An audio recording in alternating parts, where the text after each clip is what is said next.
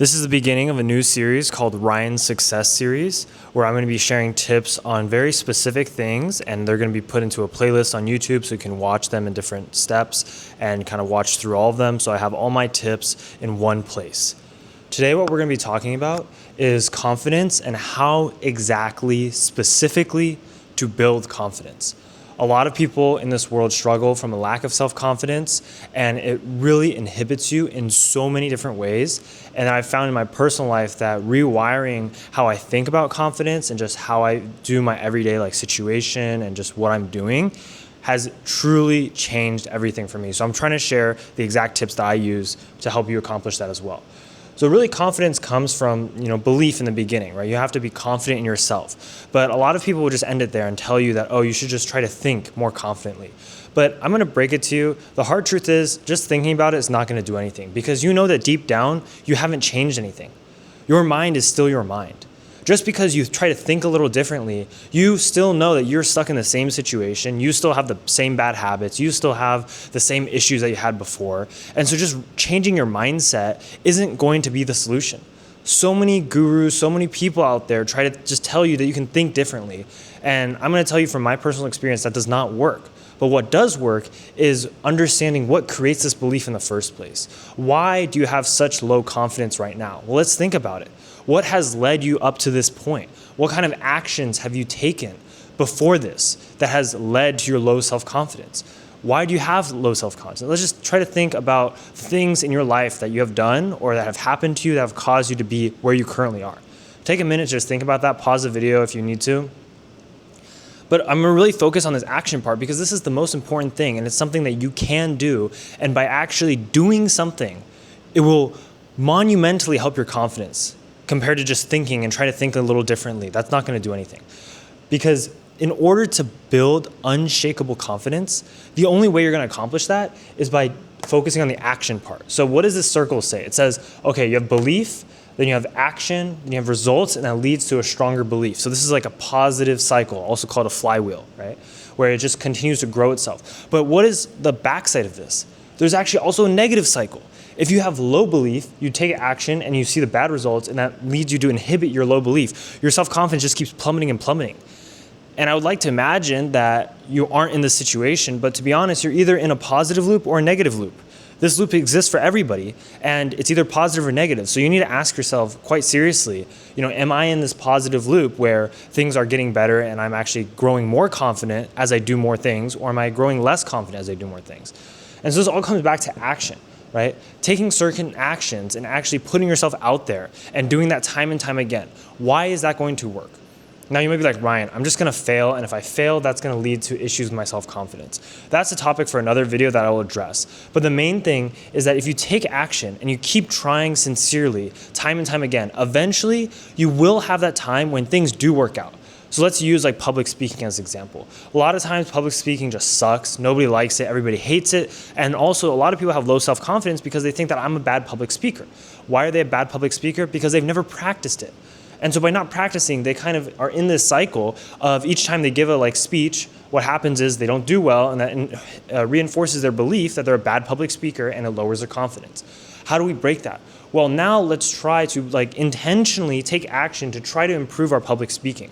Let's actually try to put ourselves out there more intentionally with certain strategies and just through experience. Imagine the first time you try to cook an egg or make a pancake. It was terrible. It was probably absolutely horrendous. So why is it that with other things, we don't think that we need to actually do it a couple times to learn? Of course, if you had a child try to cook something and they failed, you wouldn't be like, oh, you're such a terrible child, right? You can't even cook. No, because we don't expect them to know it on the first go. Same thing with a lot of skills that you are allowing to break your confidence. Just because you've done it once or twice, you shouldn't have this super high expectation of, oh, I need to be perfect at it. That's not how it is. So coming back to our public speaking example, the way to solve this is to prepare, try to look at different strategies for how you can improve your public speaking, and then prepare for a specific speech, go out there and have that speech. And you may notice, hey, I did a little bit better. And even if you didn't do a little bit better, if you try that a second time or a third time, eventually there will be a time when you notice, oh, I improved. And this is the results side of the cycle. when you see that you improve, it changes a lot of things in your mind. Because before you had this negative thought pattern of, oh, I'm not good enough, or I can't do this, I'm terrible, I have low self-confidence, because you've seen that when you tried to go up and speak in public, it didn't work out, you failed, people maybe laughed at you, all these things. But now when you start to improve, it starts to change, the gears in your head starts to turn and things start to change and your perspective starts to shift. Why? Because you start to see the potential. You're like, okay, if I put in work to try to improve this, I can actually become better and I can actually improve. And that leads to a stronger belief. In your case, if you have super low self-confidence, it actually starts to raise it a little bit. It's like, maybe I'm not terrible. Maybe I don't suck that much. Maybe I can actually become a better speaker. And then if you continue to do those actions and, build on that belief that's slowly raising up from the ground, or you're slowly raising your self-confidence, if you keep doing that again and again, you'll continue with this positive cycle and you'll keep doing more actions, getting hopefully better results. Of course, it's not the first time, everything's not going to work, but eventually you would get better results that would build on your belief, and you would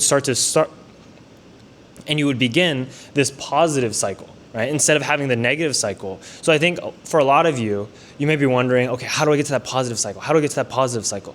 The most important thing is to stop the negative cycle. It's to stop this idea that just because you try something one time, you should be perfect at it. And if you don't get the results you want immediately, that you should just give up, that you're a failure, it means something bad about you. You need to start dissociating that, dissociating the results really from your personal identity. That's why, and what will allow you to take part in this positive cycle. Because with a positive cycle, you understand that, okay, not every time am I going to get good results. And that allows you to preserve your confidence. Instead of each time you try, you completely put everything on the line. You're like, okay, if I don't do good on my first try at public speaking, that means I'm a failure, that means I suck. You put all this on the line, and of course you're not going to do well because you've never practiced. That has nothing to do with who you are. It doesn't have anything to do with your identity. It's just the fact that you didn't put enough time and effort in practice, and you didn't put enough rounds. So you're putting your self-confidence on the line, which is absolutely going to tank because you said that, if I didn't work on this or if I wasn't immediately successful, that I'm a failure, which is not true. So we need to separate those ideas and then focus on how can we take certain actions and give ourselves a little more grace. Give yourself a little bit of buffer. You're like, maybe if it didn't work this time, let me try one more time. And then eventually, once you start to see some positive results, even just a little bit, hopefully that can change your belief and start to begin this positive cycle, where you have a stronger belief, it leads to more action because you're like, potentially I can grow from this, and you get better results, and you just continue to build up your self-confidence. But notice how I'm focusing so much on the action part, because people will tell you time and time again, just think about it differently. But deep down, going back to the public speaking analogy, if you hadn't practiced at all, and you go up there and somebody's like, just think about it, just envision success, it's not gonna work. You haven't put in the time, you don't have the skills, you haven't put in the effort, you don't really deserve the success. And that is something, even if you try to gaslight yourself, even if you try to hide it in your mind, that is something deep down that you know. So unless you address the root cause of the problem, where you're fixing this cycle of belief, action, results, and you're creating a positive cycle of momentum, unless you fix that, you will not be able to think your way into building up confidence. But by starting this cycle, even though it's going to take time, it's going to suck, you're going to fail, when you start this is something that is like bedrock. It is something that can't go away because it starts to build up and up and up. And as you build this up, you really develop what I call unshakable confidence, because it's built off of the actions and the things that you've seen yourself become. You've seen yourself improve. You've seen the skills that you've developed from, where you were before to where you are now. Like imagine, you spend a couple of years and you get better and better at public speaking, and eventually you become really good.